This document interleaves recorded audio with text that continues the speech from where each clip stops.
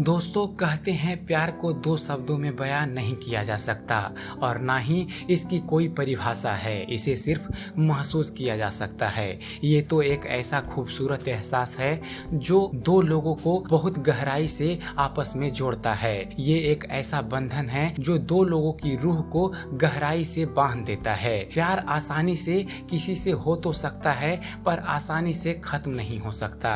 प्यार को सिर्फ वही महसूस कर सकता है जो सच में किसी से सच्चा प्यार करता है। ऐसे दुनिया में कई प्यार के किस्से और कहानी जो हमें प्रमाणित करते हैं कि सच्चा प्यार ना कभी हारता है और ना कभी झुकता है। वो हमेशा अमर रहता है, चाहे दुनिया कितनी भी जालिम हो जाए। आखिर में जीत प्यार की ही होती है। इन्हीं कहानियों में से एक कहानी हीर रांझा की है, जिन्होंने अपनी प्यार की एक ऐसी अमिट छाप छोड़ी जिसे दुनिया आज भी याद करता है। उनका प्यार आज भी अमर माना जाता है। हेलो दोस्तों, मैं हूं सुबोध और आप देख रहे हैं ज्ञान मंथन। आपके ढेर सारे कमेंट हमें मिले हीर रांझा की ऐतिहासिक प्रेम कहानी बताने के बारे में, तो आप सबकी फरमाइश पर चलिए आज आपको बतलाते हैं हीर रांझे की सच्ची प्रेम कहानी के बारे में। तो चलिए शुरू करते हैं। दोस्तों, ये कहानी पाकिस्तान से शुरू होती है। पाकिस्तान की चेनाब नदी के किनारे पर तख्त हजारा नामक गाँव था। मौजूद चौधरी गाँव का मुख्य जमींदार था। उसके 4 पुत्र थे और रांझा उन चारों भाइयों में सबसे छोटा था। रांझा का असली नाम ढीदो था और उसका उपनाम रांझा था, इसलिए सभी लोग उसे रांझा कहकर बुलाते थे। रांझा चारों भाइयों में सबसे छोटा होने के कारण अपने पिता का बहुत लाडला था। रांझा के दूसरे भाई खेतों में कड़ी मेहनत करते रहते थे और रांझा बांसुरी बजाता रहता था, जिस कारण उसके भाई रांझा से नफरत करते थे। रांझा को बचपन में ही खूबसूरती से इश्क था। उसने अपने लिए सपनों में ही एक हसीना की तस्वीर गढ़ ली थी। रांझा बड़ा ही आशिक मिजाज था।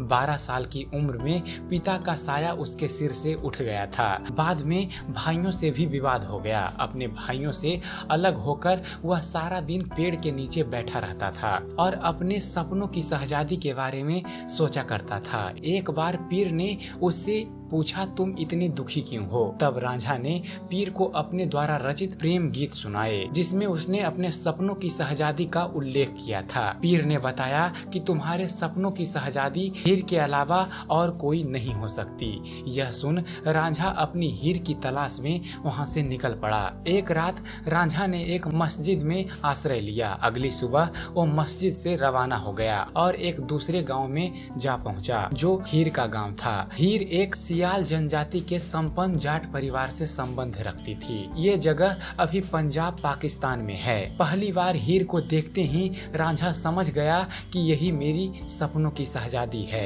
हीर बहुत सख्त दिमाग वाली बहुत ही खूबसूरत लड़की थी। एक रात रांझा चुपके से हीर की नाव में सो गया। यह देखकर हीर आग बबूला हो गई, लेकिन जैसे ही उसने जवां मर्द रांझे को देखा तो वह अपना गुस्सा भूल गई और रांझे को देखते रह गई। तब रांझा ने उसे अपने सपनों की बात कही। रांझे पर फिदा हीर उसे अपने घर ले गई और अपने यहाँ नौकरी पर रखवा दिया। हीर के पिता ने रांझा को मवेशी चराने का काम सौंप दिया। हीर रांझा की बांसुरी की आवाज में मंत्रमुग्ध हो जाती थी और धीरे धीरे हीर को रांझा से गहरा प्यार हो गया। वो कई सालों तक गुप्त जगहों पर मिलते रहे, लेकिन हीर के चाचा को इसकी भनक लग गई और सारी बात हीर के पिता चूचक और माँ मालकी को बता दी। अब हीर के घर वालों ने हीर को नौकरी से निकाल दिया और दोनों को मिलने से मना कर दिया। हीर को उसके पिता ने सैदा खेरा नाम के व्यक्ति से शादी करने के लिए मजबूर किया। मौलवियों और उसके परिवार के दबाव में आकर उसने सैदा खरा से निकाह कर लिया। जब इस बात की खबर रांझा को पता चली तो उसका दिल टूट गया। वह ग्रामीण इलाकों में अकेला दर बदर भटकता रहा। एक दिन उसे एक जोगी गोरखनाथ मिला। गोरखनाथ जोगी संप्रदाय के कान फटा समुदाय से था और उसके सानिध्य में उसके साथ रहकर रांझा भी जोगी बन गया। रब का नाम लेता हुआ वह पूरे पंजाब में भटकता रहा और अंत में उसे हीर का गांव मिल गया जहां वो रहती थी। वो हीर के पति सैदा के घर गया और उसका दरवाजा खटखटाया। उसकी आवाज सुनकर हीर बाहर आई और उसे उसे भिक्षा देने लगी। दोनों एक दूसरे को देखते रह गए। रांझा रोजाना फकीर बनकर आता और हीर उसे भिक्षा देती। दोनों रोजाना इसी तरह मिलने लगे। यह सिलसिला ज्यादा देर तक चल नहीं सका और एक दिन हीर की भाभी ने यह सब देख लिया। उसने हीर को टोका तो रांझा गांव से बाहर चला गया। सारे लोग उसे फकीर मानकर पूजने लगे। उसकी जुदाई में हीर बीमार हो गई। जब वैद्य हकीम से उसका इलाज ना हुआ तो हीर के ससुर ने रांझे के पास जाकर उसकी मदद मांगी। रांझा हीर के घर चला आया। उसने हीर के सिर पर अपना हाथ रखा और हीर की चेतना लौट आई। जब लोगों को पता चला कि वह फकीर रांझा है तो उन्होंने रांझा को पीटकर गांव से बाहर धकेल दिया। फिर राजा ने उसे चोर समझकर पकड़ लिया। रांझा ने जब राजा को हकीकत बताई और अपने प्यार की परीक्षा देने के लिए आग पर हाथ रख दिया तो उसने हीर के पिता को आदेश दिया कि वह हीर की शादी रांझा से करा दे। राजा की आज्ञा के डर से उसके पिता ने इस शादी की मंजूरी दे दी। लेकिन शादी के दिन हीर के चाचा कैदों ने हीर के खाने में जहर मिला दिया ताकि ये शादी रुक जाए। ये सूचना जैसे ही रांझा को मिली वो दौड़ता हुआ हीर के पास पहुंचा। लेकिन अब बहुत देर हो चुकी थी। हीर ने वो खाना खा लिया था जिसमें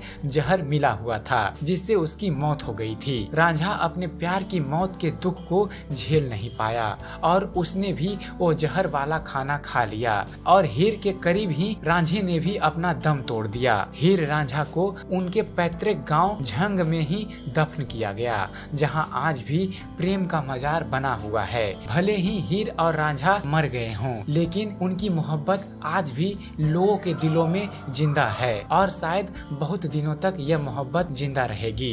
और चलते चलते दोस्तों आपसे कहना चाहेंगे कि अगर जो आपको भी ऐसी ऐतिहासिक प्रेम कहानियां पसंद हैं, आप भी इनके बारे में जानना चाहते हैं तो हमें कमेंट कीजिए। हम अपने वीडियो के माध्यम से आपको उनके बारे में बताएंगे। तो आशा करते हैं हीर रांझे पर बनाया गया हमारा ये वीडियो आप सबको पसंद आया होगा।